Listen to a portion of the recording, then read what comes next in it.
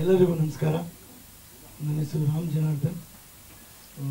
ಹಲವಾರು ವರ್ಷಗಳಿಂದ ಸಿನಿಮಾ ಇಂಡಸ್ಟ್ರಿಯಲ್ಲಿ ಕೆಲಸ ಮಾಡ್ಕೊಂಡು ಬಂದಿದ್ದೀನಿ. ನನ್ನ ಮೊದಲ ಚಿತ್ರ ಬಾಯ್ ಫ್ರೆಂಡ್ ಅಂತ ದಿಲೀಪ್ ರಾಜ್ ಅವರು ಹೀರೋ ಆಗಿ ಮಾಡಿದ್ರು.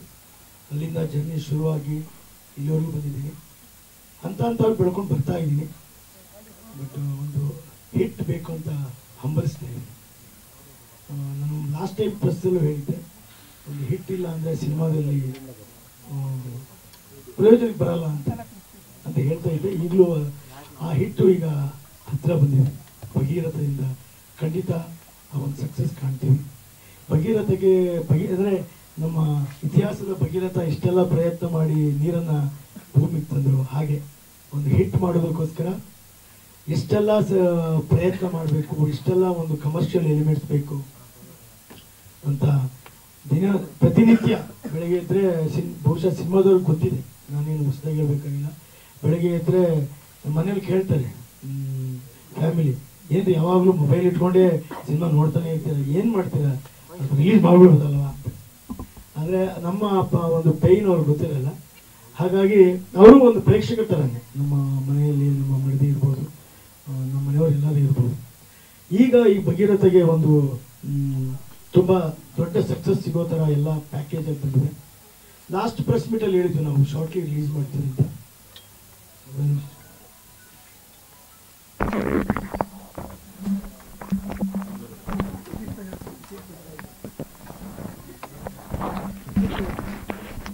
ಈಗ ಮತ್ತೆ ಲಾಸ್ಟ್ ಟೈಮ್ ನಾವು ಆಕ್ಚುಲಿ ರಿಲೀಸ್ ಮಾಡಬೇಕು ಅಂತ ಪ್ಲಾನ್ ಮಾಡಿದ್ವಿ. ಮತ್ತೆ ಏನೋ ಬೇಕು ಅನಿಸ್ತು ಸಿನಿಮಾ. ಈಗ ಒಂದು ಪ್ರಮೋಷನಲ್ ಸಾಂಗ್ ಅಂತ ಮಾಡಿದ್ವಿ. ಅದಕ್ಕೆ ತುಂಬ ದಿನಗಳ ಕಾಲ ಟೈಮ್ ತಗೊಂಡ್ವಿ. ಆ ಸಾಂಗ್ ಮಾಡಿದ್ಮೇಲೆ ಇಬ್ಬರು ನಾಯಕನ ಇಟ್ಕೊಂಡು ಮಾಡಬೇಕು, ತುಂಬ ಚೆನ್ನಾಗಿ ಡ್ಯಾನ್ಸ್ ಬರಬೇಕು, ಸುಂದರವಾಗಿರಬೇಕು ಅಂತ ತುಂಬ ಪ್ರಯತ್ನ ಪಟ್ಟು ಹುಡುಕಿ ನಮ್ಮ ಕನ್ನಡದವರೇ ಬೇಕು ಅಂತ. ಆ್ಯಕ್ಚುಲಿ ನಮ್ಮ ತಲಕಾಡು ಸೈಡು ಬಾಂಬೆಯವ್ರನ್ನ ಹಾಕೋಣ ಅಂದರು. ಯಾಕಂದ್ರೆ ಅವ್ರು ಬಾಂಬೆಯವ್ರು ತುಂಬ ಕ್ಲೋಸ್ ಇರ್ತಾರೆ. ಇಲ್ಲ ನನಗೆ ಕನ್ನಡದವರೇ ಬೇಕು. ಲಾಸ್ಟ್ ಟೈಮೆಲ್ಲ ಆ ಥರ ನನಗೆ ಕ್ವಶನ್ಸ್ ಬಂದಿದೆ ಅಂಥೇಳಿ ನಮ್ಮ ಕನ್ನಡದವ್ರನ್ನ ಇಟ್ಕೊಂಡು ಒಂದು ಸಾಂಗ್ ಮಾಡಿದ್ವಿ. ನಾಗಿ ಮಾಸ್ಟ್ರು ತುಂಬ ದಿನ ಪ್ರಾಕ್ಟೀಸ್ ಮಾಡಿದ್ದಾರೆ. ಸಾಂಗಲ್ಲಿ ಮತ್ತೆ ಬಂದರೆ ಒಬ್ಬ ಐಟಮ್ ಸಾಂಗ್ ಥರ ಆಗಿಬಿಡುತ್ತೆ. ಹುಡುಗಿರು ಒಂದು ಸಾಂಗಲ್ಲಿ ಬಂದು ಹೊಟ್ಟೋಗ್ತಾರೆ. ಅದಕ್ಕೆ ಕೂತ್ಕೊಂಡು ಒಂದು ಕತೆ ಮಾಡಿ ನಮ್ಮ ಸಿನಿಮಾಗೆ ಪೂರಕವಾಗಿ ಇನ್ನೂ ಏನಾದರೂ ಪ್ಯಾಕಿಂಗ್ ಮಾಡ್ಬೋದಾ, ಅಂದರೆ ಒಂದೊಳ್ಳೆ ಪ್ಯಾಕೇಜ್ ಥರ ಸಿನಿಮಾ ಆಗ್ಬೋದಾ ಅಂಥೇಳಿ ಕತೆಗೆ ಪೂರಕವಾಗೋ ಥರ ಮತ್ತೆ ಒಂದು 10 days ಶೂಟ್ ಮಾಡಿ ತುಂಬ ಚೆನ್ನಾಗಿ ಬಂದಿದೆ ಸಾಂಗ್ ಎಲ್ಲ. ತಾವೆಲ್ಲ ತುಂಬ ಇಷ್ಟಪಡ್ತೀರಾ. ಎಷ್ಟು ಮಟ್ಟಿಗೆ ಪ್ಯಾಕೇಜ್ ಬಂದಿದ್ರೆ ವಿತೌಟ್ ರೆಕಾರ್ಡಿಂಗ್ ನೋಡಿದ್ರೆ ತುಂಬ ಖುಷಿ ಆಯಿತು. ಒಂದು 4-5 ಜನ ಕರೆದು ಕೂರಿಸಿ ನೋಡಿಸಿದ್ವಿ. ಇಲ್ಲ ಸಖತ್ತಾಗಿ ಬಂದಿದೆ ಸಿನಿಮಾ. ಒಂದು ಒಳ್ಳೆ ಟೈಮ್, ಅಂದರೆ ನಿಮಗೆಲ್ಲ ಗೊತ್ತಿರೋ ಹಾಗೆ ಒಂದು ಸಿನಿಮಾ ಎಷ್ಟು ಕಷ್ಟಪಟ್ಟು ನಾವು ರೆಡಿ ಮಾಡ್ತೀವೋ ಪ್ರಮೋಷನಲ್ಲೂ ಅಷ್ಟೇ ಇಂಪಾರ್ಟೆಂಟ್. ಒಬ್ಬ ನಿರ್ದೇಶಕ ಎಷ್ಟೆಲ್ಲ ಪ್ರಯತ್ನ ಮಾಡಿ ರಿಲೀಸ್ ಮಾಡ್ಬೋದು, ಸಿನಿಮಾ ಪ್ರಚಾರಕ್ಕೆ ಬರ್ದೇ ಕಣ್ಮರೆ ಹೊಟ್ಟೋಗ್ತದೆ. ಹಾಗಾಗಿ ನೀವುಗಳು ಪತ್ರಿಕಾ ವರ್ಗದ ಮಿತ್ರರು ಇರ್ಬೋದು, ಎಲ್ಲ ನನಗೆ ಹಿರಿಯರಿದ್ದೀರ, ನಮ್ಮೆಲ್ಲರೂ ನನಗೆ ಚಿರಪರಿಚಿತವರು. ದಯವಿಟ್ಟು ನಮಗೆ ಒಂದು ಒಳ್ಳೆ ಪ್ರಮೋಷನ್ ಕೊಟ್ಟು ನಮ್ಮ ಒಂದು ಪ್ರಯತ್ನಕ್ಕೆ ನೀವೆಲ್ಲ ಒಂದು ಸಾಥ್ ಕೊಟ್ಟರೆ ಖಂಡಿತ ನಾವು ಒಂದು ದೊಡ್ಡ ಮಟ್ಟದ ಸಿನಿಮಾ ಮಾಡೋಕ್ಕೆ ನಮಗೊಂದು ಪೂರಕವಾಗುತ್ತೆ. ಒಂದು ಸಕ್ಸಸ್ ಅಂತಿದೆಯಲ್ಲ, ಅದು ನಮಗೆ ಒಂದು ಜನ್ಮ ಇದ್ದಂಗೆ, ಒಂದು ಬರ್ತ್. ಯಾಕೆಂದರೆ ಒಂದು ಸಕ್ಸಸ್ ಕೊಟ್ಟರೆ ನಾವು ಇಂಟರ್ನ್ಯಾಷನಲ್ ಲೆವೆಲ್ಗೆ ಬೆಳಿಬೋದು. ಅದು ತಮ್ಮ ಕೈಲಿರುತ್ತೆ. ಒಂದು ಬರವಣಿಗೆಯಲ್ಲಿ ಒಂದು ಪದದ ಮುಖಾಂತರ ಎಷ್ಟೋ ಸಾವಿರಾರು ಜನ, ಲಕ್ಷಾಂತರ ಜನ ನೀವು ಕರೆಸೋಷ್ಟು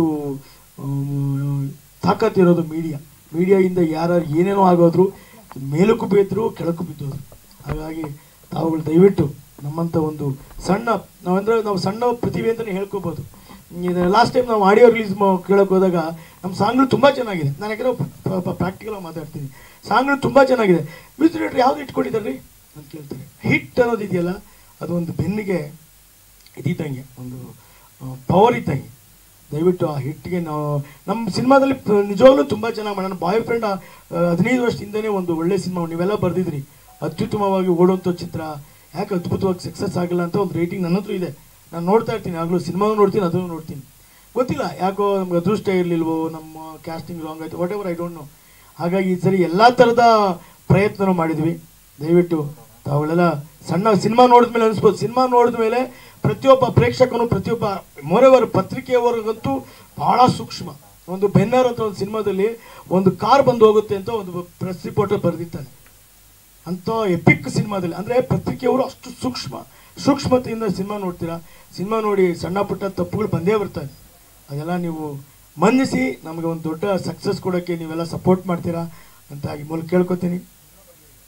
ಸಿನಿಮಾ ಹೇಳಿದ್ನಲ್ಲ, ಈ ಸಾಂಗು ಒಳ್ಳೆ ಸಾಂಗು, ಪೆಪ್ಪಿರೋಂಥ ಸಾಂಗು, ಸೂಪರ್ ಹಿಟ್ ಆಗೋಂಥ ಸಾಂಗು.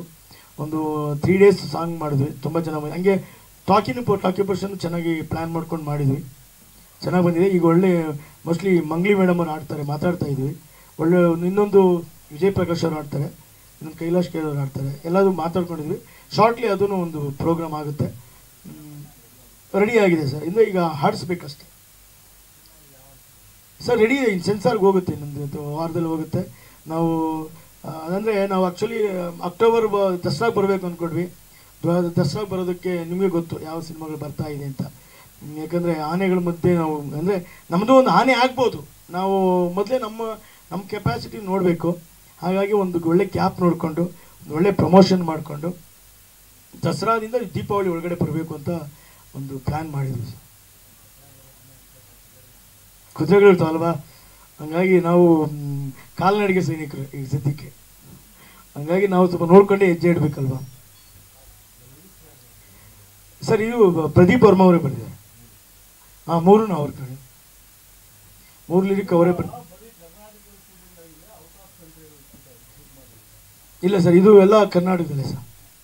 ಅಂದರೆ ನೀವು ಹೇಳ್ದಂಗೆ ಆ ಕ್ರೇಜ್ ಇತ್ತು ಒಂದು ಕಾಲದಲ್ಲಿ. ಕರ್ನಾಟಕ ಬಿಟ್ಟು ಹೊರಗಡೆ ಹೋದರೆ ಏನೋ ಒಂದು ಕ್ರೇಜ್ ಅಂತ. ಈಗ ಅವೆಲ್ಲ ಏನಿಲ್ಲ, content, it is content based cinema. Content ಚೆನ್ನಾಗಿದ್ದರೆ ನೀವು ಎಲ್ಲಿ ಮಾಡಿದ್ರೂ ಸಿನಿಮಾ ಸೂಪರ್ ಹಿಟ್ ಆಗಿರೋ ನಿದರ್ಶನಗಳಿದೆ ನಮ್ಮಲ್ಲಿ. ಹಾಗಾಗಿ ನಾವು ನಮ್ಮ ಕತೆಗೆ ಬೇಕಿರಲಿಲ್ಲ, ಯಾಕಂದರೆ ನಮ್ಮ ಕತೆಗೆ ಆ ಥರ ಹೊರಗಡೆ ಹೋಗೋ ಬೇಕಿರಲಿಲ್ಲ. ಒಂದು ಸಾಂಗ್ ಹೋಗಬೇಕು ಬ್ಯಾಂಕಾಕ್ ಅಂತ ಅಂದ್ಕೊಂಡ್ವಿ, ನಮ್ಗೆ ಯಾಕೋ ಸಿಂಕ್ ಆಗಲಿಲ್ಲ ಅದು. ಇಲ್ಲೇ ಒಂದು ಸೆಟ್ ಹಾಕಿ ಇಲ್ಲೇ ಮಾಡೋಣ ಅಂತ ಕರ್ನಾಟಕದಲ್ಲಿ ಬೆಂಗಳೂರಲ್ಲೇ ಮಾಡೋದು. ಆಗಿಲ್ಲ ಸರ್, ಈಗ ಆಡಿಯೋ ಆಗುತ್ತೆ. ಈಗ ಯಾವ ಕಂಪನಿದು ಗೊತ್ತಿಲ್ಲ, ಅದು ನೆಕ್ಸ್ಟು ಮಾಡಿದ್ದೀವಿ ಸರ್. 2-3 ಕಂಪ್ನಿಗೆ ಮಾಡಿದ್ದೀವಿ.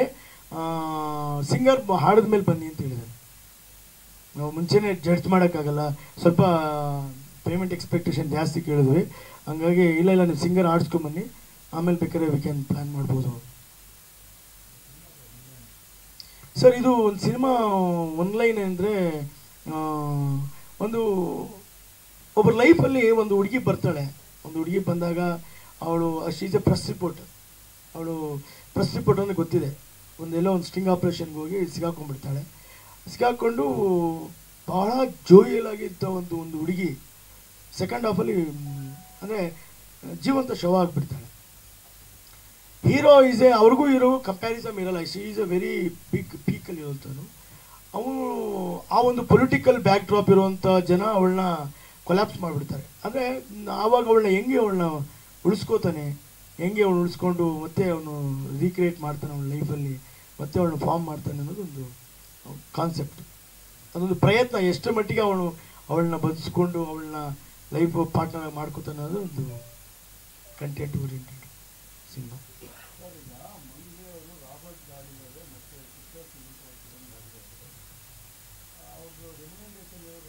ಇಲ್ಲ ಖಂಡಿತ ಗೊತ್ತಿಲ್ಲ, ಅದು ನಮ್ಮ ಪ್ರೊಡ್ಯೂಸರ್ ಮಾತಾಡಿದ್ದಾರೆ.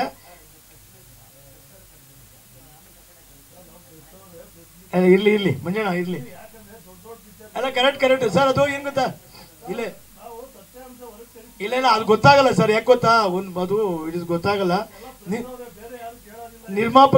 ನಿರ್ಮಾಪಕರು ಮಾತಾಡಿ ಇರ್ಲಿ ಏನೋ ಒಂದು ಆ್ಯಕ್ಚುಲಿ ನಮ್ಗೆ ಬೇಕು ಅಷ್ಟೇ. ಅವರು ಎಷ್ಟು ತೊಗೊಳ್ತಾರೋ ಅದು ರಿಕ್ವೆಸ್ಟ್ ಮಾಡಿ ನಿಮಗೆ ಗೊತ್ತಿರುತ್ತೆ. ಒಂದು ಕಡೆ ಎಷ್ಟು ತೊಗೊಳ್ತಾರೆ, ಒಂದು ಫ್ರೆಂಡ್ಲಿ, ಒಂದು ಕಡೆ ಎಲ್ಲ ನಡೆಯುತ್ತೆ. ಹಾಗಾಗಿ ಆಗುತ್ತೆ. Thank you sir.